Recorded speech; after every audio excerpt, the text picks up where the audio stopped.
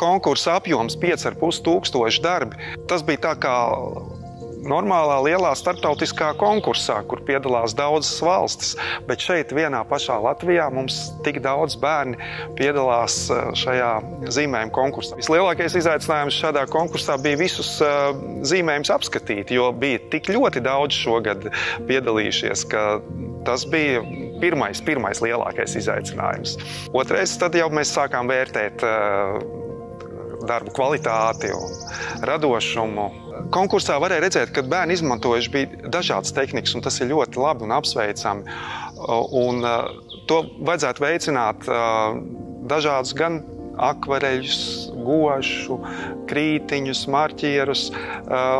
Nav ierobežojumi, var miksēt dažādas tehnikas veidus, un bērnam jau pašam katrs viņš pats jūt, ar ko viņš labāk var izteikties. Cits vairāk izsakās ar līniju, cits ar krāsu, un jebkurā gadījumā tas ir unikāli. Lielākie izaicinājumi pirmkārt apskatīt to lielo daudzumu. Tas prasīja lielu laiku, tas prasīja iedziļināšanos katrā darbiņā. Mēs taisījām vairākas kārtas, jo no visiem 5500 pateikt, jā, šis būs pirmā, šī būs otrā un šī būs trešā vieta. Izlasījām vispirms visus, kur mēs redzam, ka tas ir pats bērns, ka tas ir radoši, ka viņš ir atšķirīgs, unikāls. Tā bija pirmā kārta. Un pēc tam otrā kārta mēs atkal ņēmām tās kvalitātes vairāk, oriģinalitāti, tehniku, interesants, lai tas zīmējums būtu un lai pats bērns. Vispirms mēs atlasām tos darbus, ko bērni ir paši darījuši. Kā jau es teicu, žūrijai tas ir uzreiz redzams, kur ir bērna roka vilkusi un kur ir pieaugušā roka vilkusi. Tātad tos mēs nevērtējam. Pēc tam mēs jau skatāmies darba kvalitāti, radošumu, varbūt kaut kādu oriģinalitāti. Ir ļoti svarīgi, ka bērns ir kaut kādu tieši savu redzējumu parādījis, kas varbūt atšķirās no cita vai no pieaugušā skatījuma. Un tad jau ir otrā kārta, un pēc tam pati grūtākā ir trešā kārta. Tā kā mums ir jau daži 10 darbi, tad no tiem izvēlēties pirmās vietas. Tur tad parasti mēs žūrī diskutējam un reizēm pat tā kā ir bezmaz vai sastrīdamies, un tad vairākas reizes skatāmies, kurš būs tas pats labākais. Pirmais ir ieinteresēt bērnu, ieinteresēt zīmēt, ieinteresēt tēmā. Katrs konkurss ir ļoti vērtīgs bērnam, tāpēc, ka viņš dod tēmu. Teiksim, mēs šī ūdens konkursā iezināmies, cik vajadzīgs un cik nepieciešams mums ir ūdens, cik dažāds viņš var būt, cik dažāds pielietojums ūdenim, cik dažāds stāvokļu ūdenim. Tā ir arī izglītība. Caur konkursu mēs ļoti izglītojamies. Katrs konkurss mums izglīto kādā jomā, un šis ūdens konkurss arī bija ļoti, ļoti vērtīgs bērniem, jo viņi daudz uzzināja par ūdeni. Pirmais ir stāstīt, interesēt, un tad jau tālāk mēs rādām tehnikas. Skolotājs var parādīt tehnikas, kā labāk, kādā tehnikā to var attēlot, un kurš bērnam būtu pieņemamāks, un kurā viņš vairāk varētu izteikties. Ja? Un vajadzētu ļaut arī bērnam izdomāt pašam tehnikas, jo bērni ir ļoti radoši, un viņi arī paši izdomā bieži to tehniku unikāli, kas ir tikai viņa tehnika. Kas ir svarīgi, lai tas bērns būtu zīmējis pats, lai nebūtu blaku manām vecāku vai audzinātājs roka, bet lai tas būtu viņa pats.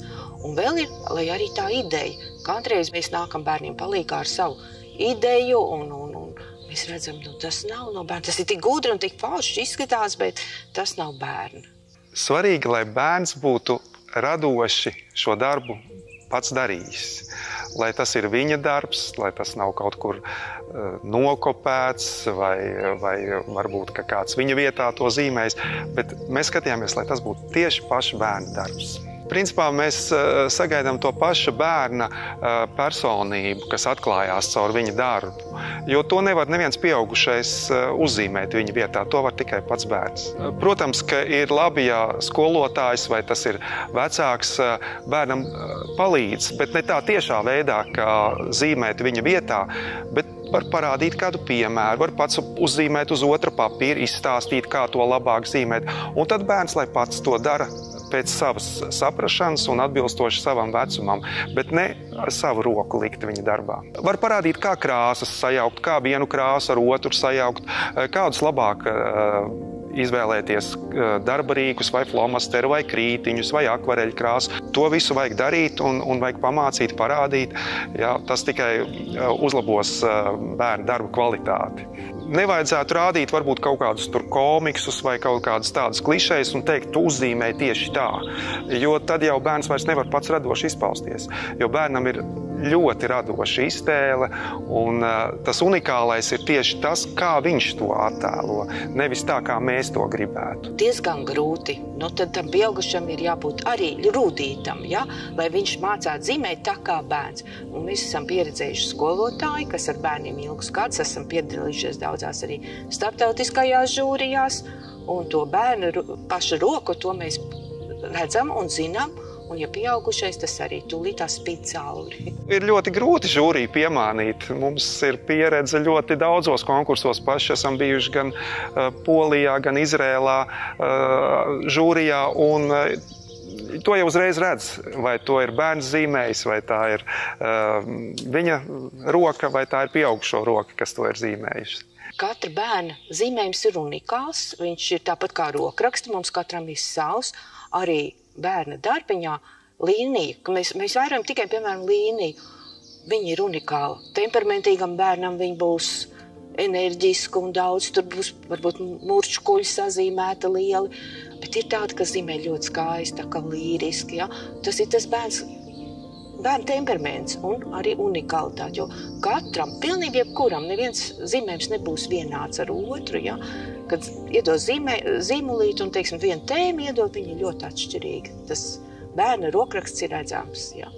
Bet, protams, gribētos daudzus darbus, un es gribu uzteikt visus dalībniekus un apsveikt ar šo konkursu un aicināt piedalīties atkal.